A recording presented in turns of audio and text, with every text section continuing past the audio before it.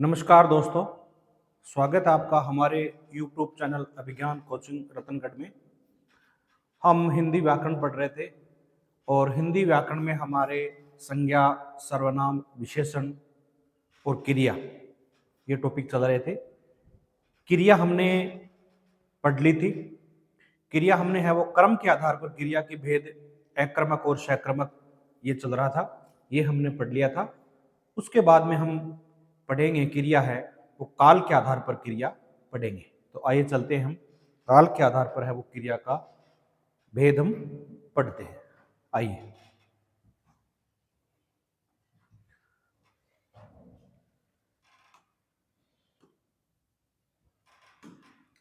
काल के आधार पर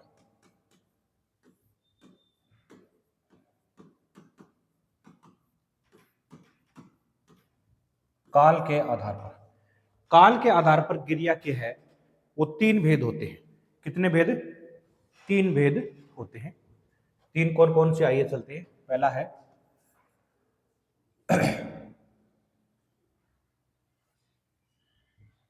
भूतकाल।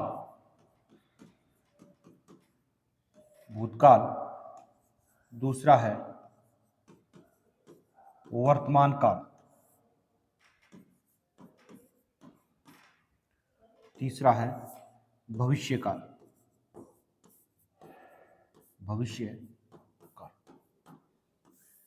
यानी क्रिया का वर्गीकरण है वो तीन आधारों पर किया गया था: क्रम के आधार पर, काल के आधार पर, प्रयोग या रचना के आधार पर। तो काल के आधार पर क्रिया के भेद है वो तीन माने जाते हैं। कितने माने जाते हैं? तीन भेद है वो काल के आधार पर माने जाते हैं। काल का अर्थ होता है समय, यानी क्रिया है वो किस समय घटित होती है। और काल तीन होते हैं: भूतकाल, वर्तमान काल और भविष्य काल। क्रिया जब भूतकाल में घटित होती है तो उसको हम भविष्यत काल कहते हैं। क्रिया वर्तमान में घटित होती है तो उसको वर्तमानकालिक क्रिया बोलते हैं। और अगर भविष्य में जो संभावना जताई जाती है घटित होगी, उसको हम है वो भविष्यत काल कहते हैं। ठीक है, तो पहला है भूतकाल।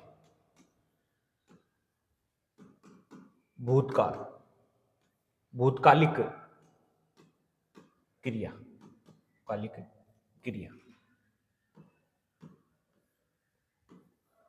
भूतकाल किसे कहते हैं? जब किसी वाक्य में किसी कार्य का जारी समय से पहले होना पाया जाता है, उसे हम भूतकालिक क्रिया कहते हैं। कैसे? जब किसी वाक्य में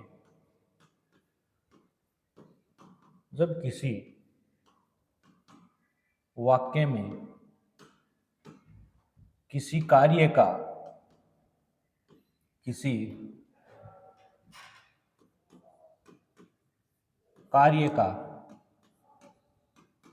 जारी समय से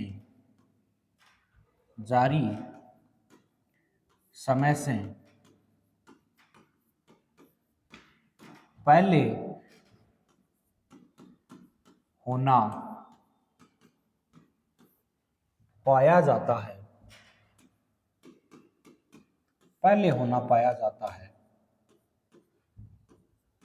उस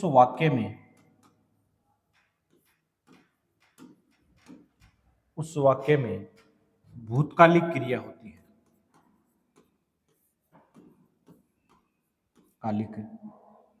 कालिक क्रिया होती है।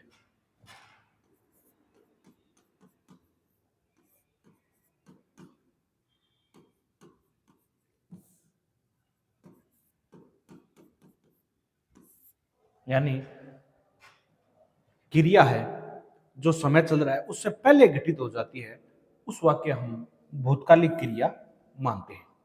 और भूतकालिक क्रिया के हैं वो 6 भेद होते हैं। भूतकालिक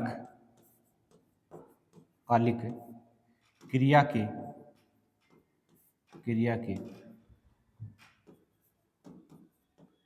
6 भेद होते हैं। कितने भेद होते हैं? 6 भेद होते हैं। भूतकालिक क्रिया के हैं वो 6 भेद माने जाते हैं। कौन कौन से होते हैं? 6। पहला है सामान्य भूतकाल, सामान्य भूतकाल यानी क्रिया है वो सामान्य रूप से घटित होगी, उस वाक्य में सामान्य भूतकाल होगा। और पहचान के लिए वाक्य के अंत में पहचान पहचान के रूप में वाक्य के अंत में है वो या, ये शब्द है वो पहचान के रूप में वाक्य के अंत में आएंगे। जैसे राम जयपुर गया, राम जयपुर गया क्रिया है तो सामान्य रूप से घटित होगी, यानी राम जयपुर गया, या ये वाक्य के अंत में आएंगे। दूसरा है आसन्न भूतकाल, आसन्न भूतकाल, आसन्न भूतकाल, आसन्न का अर्थ होता है नजदीक, यानी क्रिया है वो घटने में अभी थोड़ा समय हुआ है, तो आसन्न भूतकाल। पहचान के लिए क्या होगा, या, ये और प्लस में इसमें क्या होगा, है और ऐसे शब्द आएगा। जैसे राम जयपुर गया है, राम जयपुर गया है, तो राम जयपुर गया है लगते ही है वो आसन्न भूतकाल का वाक्य बन जाता है। ठीक है। तीसरा है पूर्ण भूतकाल,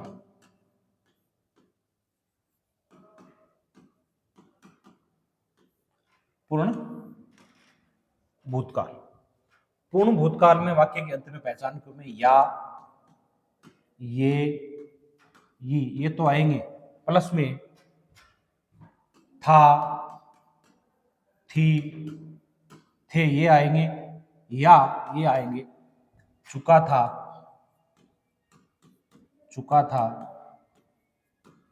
चुकी थी, या चुके थे, ये पहचान के रूप में आएंगे। यानी पूर्ण भूतकाल क्रिया है वो पूर्ण रूप से भूतकाल में है, वो होके समाप्त हो चुकी है। जैसे राम जयपुर गया था, राम जयपुर गया था, या ऐसे भी हो सकता है राम जयपुर जा चुका था, राम जयपुर जा चुका था। यानी भूतकाल में क्रिया पूर्ण रूप से होकर है वो समाप्त हो चुकी है, कार्य भूतकाल में पूर्ण हो चुका है, तो वहां पर पूर्ण भूतकाल होगा। चौथा है अपूर्ण भूतकाल, अपूर्ण भूतकाल। अपूर्ण भूतकाल में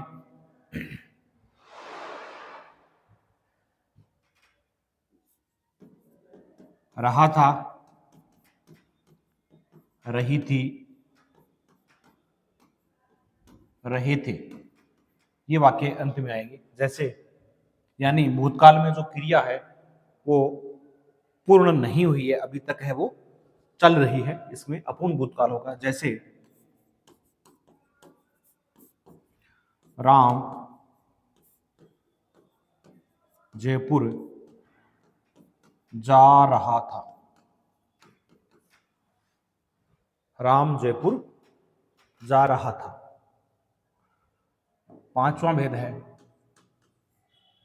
संदिग्ध भूतकाल, संदिग्ध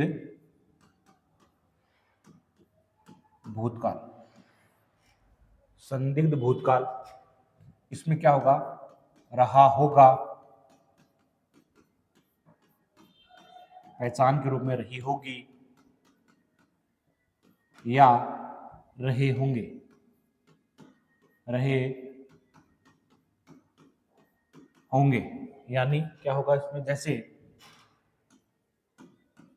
जैसे राम जयपुर जा रहा होगा, राम जयपुर जा रहा होगा, संदिग्ध अवस्था में है कि जयपुर जा रहा होगा। और पांचवा है हेतु हेतु मत भूतकाल, हेतु हेतु मद भूतकाल, हेतु हेतु मद भूतकाल। यानी भूतकाल की कोई शर्त, भूतकाल की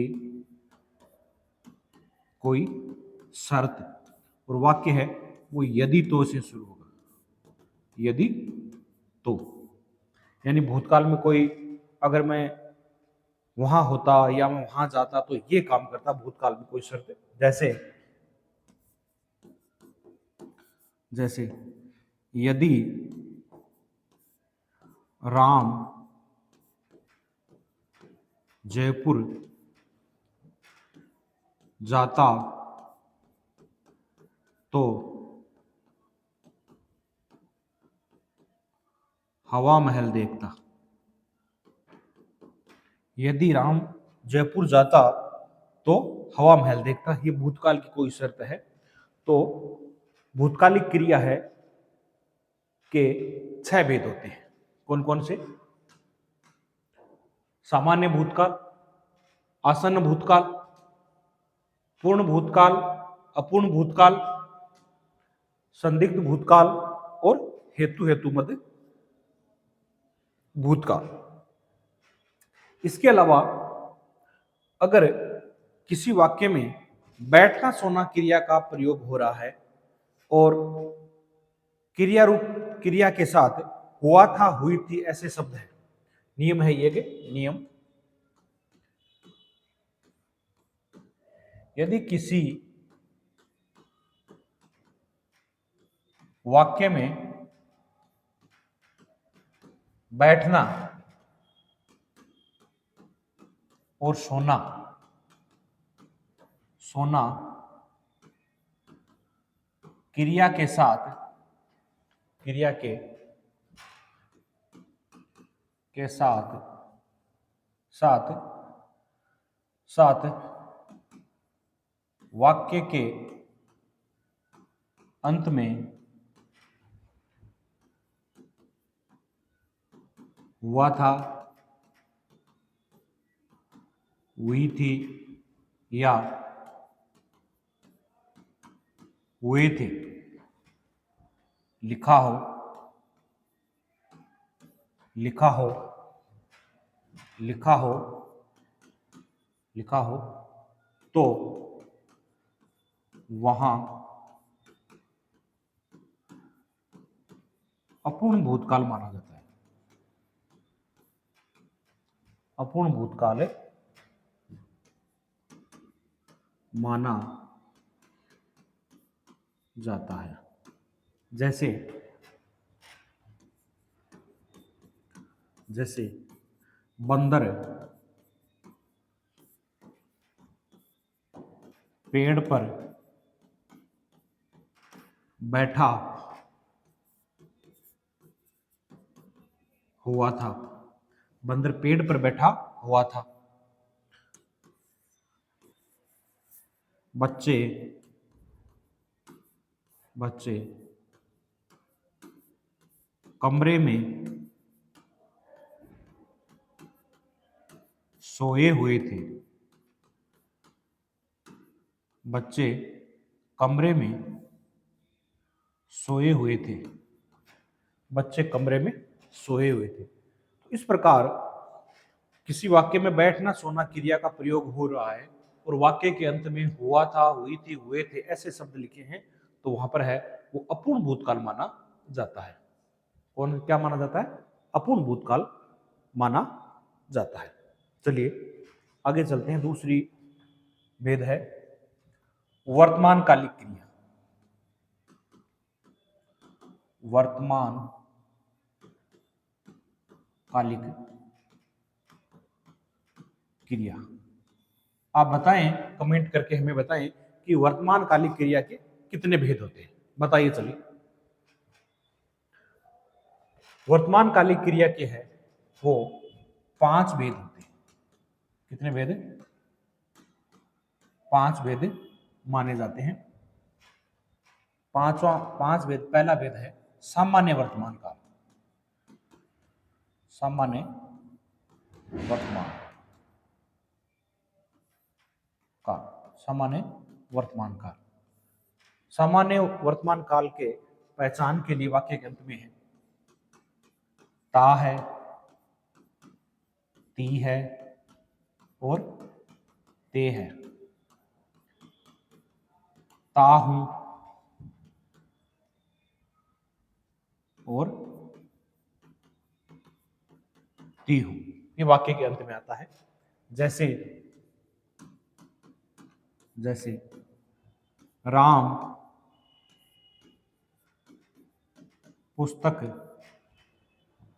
पढ़ता है, राम पुस्तक पढ़ता है। तो वाक्य के अंत में ता है, ती है, ते है, यानी सामान्य वर्तमान काल का जो वाक्य है, यानी क्रिया सामान्य रूप से घटित होगी, वहां पर है वो सामान्य वर्तमान काल माना जाता है। वहां पर है वो सामान्य काल वर्तमान काल माना जाता है। दूसरा है अपूर्ण वर्तमान काल, अपूर्ण वर्तमान काल, अपूर्ण वर्तमान काल। अपूर्ण वर्तमान काल के वाक्य के अंत में पहचान के रूप में रहा है, रही है, रहे हैं, ये पहचान के रूप में आएंगे। यानी क्रिया वर्तमान में है, पूर्ण रूप से घटित नहीं हुई है, वर्तमान में चल रही है, तो वाक्य के अंत में रहा है, रही है, रहे हैं, ये पहचान के रूप में आएंगे। जैसे जैसे राम पुस्तक पढ़ रहा है, राम पुस्तक पढ़ रहा है, राम पुस्तक पढ़ रहा है। तीसरा है आज्ञार्थक वर्तमान काल, आज्ञार्थक वर्तमान काल, आज्ञार्थक वर्तमान काल। जैसे राम तुम अब पुस्तक पढ़ो, पढ़ो यानी वर्तमान में आज्ञा का आदेश होगा, वहां पर वर्तमान काल माना जाता है। चौथा है संभाव्य वर्तमान काल, संभाव्य वर्तमान काल, संभाव्य वर्तमान काल यानी शायद, वाक्य में शायद संभावना जताई जाएगी, शायद, शायद संभावना जताई, संभाव्य, शायद, शायद,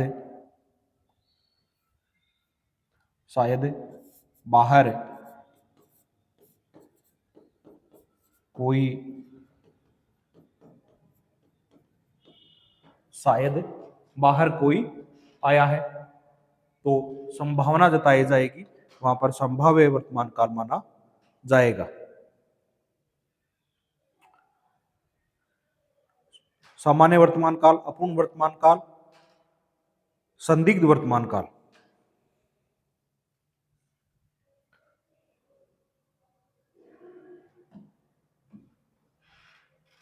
पांचवा है संदिग्ध वर्तमान काल, संदिग्ध वर्तमान काल। संदिग्ध वर्तमान काल के पहचान के रूप में रहा, रहा होगा, रही होगी, रही होगी, रहे होंगे, रहे होंगे, ये पहचान के रूप में आएंगे। जैसे जैसे राम पुस्तक पढ़ रहा होगा, संदिग्ध अवस्था में पाया जाएगा तो वह संदिग्ध वर्तमान काल माना जाएगा। तो इस तरह से वर्तमान कालिक क्रिया के 5 भेद होते हैं: सामान्य वर्तमान काल, अपूर्ण वर्तमान काल, आज्ञार्थक, संभाव्य वर्तमान काल और 5वां है संदिग्ध वर्तमान काल। अपूर्ण काल की तरह जब किसी वाक्य में बैठना सोना क्रिया के साथ रहा है, रही है ऐसे शब्द होंगे तो अपूर्ण वर्तमान काल माना जाएगा। ठीक है, उसी तरह से पांचवा भेद है, तीसरा भेद है भविष्यकालिक क्रिया। तीसरा है भविष्यकालिक क्रिया। भविष्यकालिक कालिक क्रिया, भविष्यकालिक क्रिया। भविष्यकालिक क्रिया कौन सी होती है कि जब किसी वाक्य में किसी कार्य का आने वाले समय में होना पाया जाता है वहां भविष्यकालिक क्रिया होती है। यानी जो वर्तमान काल चल रहा है और आगे आने वाले समय में क्रिया घटित हो सकती है तो वहां पर है वह भविष्यकालिक क्रिया मानी जाती है। और भविष्यकालिक क्रिया के है वो 3 भेद माने जाते हैं। कितने भेद? 3 भेद माने जाते हैं। 3 कौन कौन से, आइए देखते हैं। पहला है सामान्य भविष्यकाल। सामान्य भविष्यत काल। सामान्य भविष्यत काल पहचान के रूप में वाक्य के अंत में एगा, एगी, एंगे, उंगा या उंगी ये शब्द आएंगे पहचान के रूप में। जैसे जैसे मैं घर जाऊंगा या मैं घर जाऊंगी, यानी वाक्य के अंत में इंगा इंगी आएगी भैया, सामान्य भविष्यत काल माना जाएगा। मैं घर जाऊंगा या मैं घर जाऊंगी।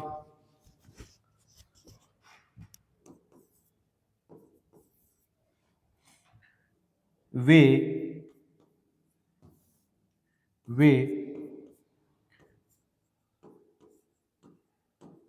खेलने जाएंगे।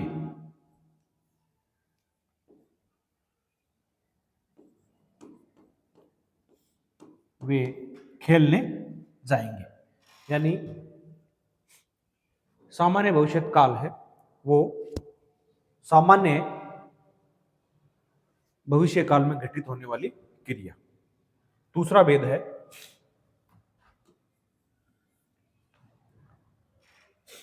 आज्ञार्थक भविष्यत काल। आज्ञार्थक भविष्यत काल। आज्ञार्थक भविष्यत काल वाक्य के अंत में आएगा ईएगा, ईएगा। जैसे जैसे आप वहां जरूर जाइएगा। आप वहां जरूर जाइएगा।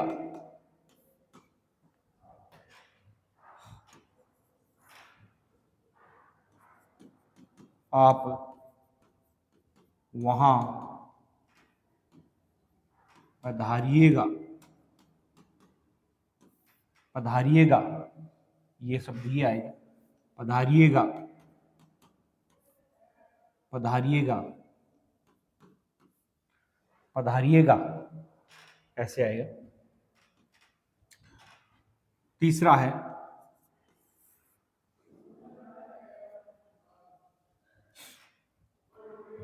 संकेतार्थक,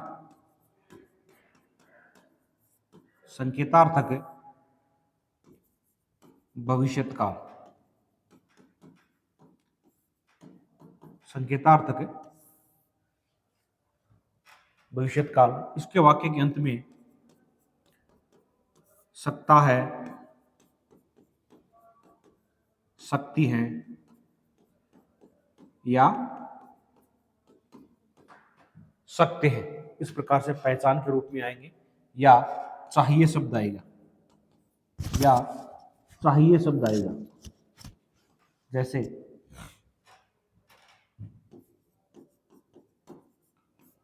आज वर्षा हो सकती है, आज वर्षा हो सकती है, यानी भविष्य में संकेत की ओर ध्यान आकर्षित करा रहा है। संकेतार्थ भविष्यत काल होगा। और देखिए भविष्य में संकेतार्थ के संकेत, अब हमें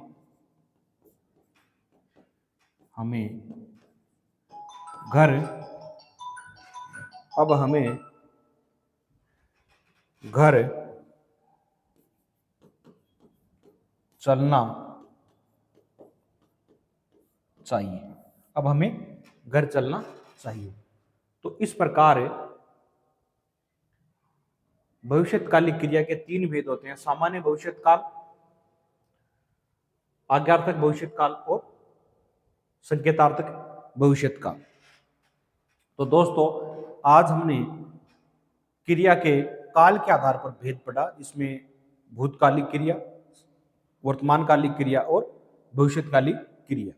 भूतकालिक क्रिया के 6 भेद होते हैं, वर्तमानकालिक क्रिया के 5 होते हैं और भविष्यत्कालिक क्रिया के 3 भेद माने जाते हैं। आशा करता हूं कि आपको ये क्रिया का जो काल के आधार पर है वो समझ में आया होगा, और मित्र लोग हैं वो कमेंट करके सुझाव दें कि आपको ये क्लास कैसी लग रही है। धन्यवाद दोस्तों।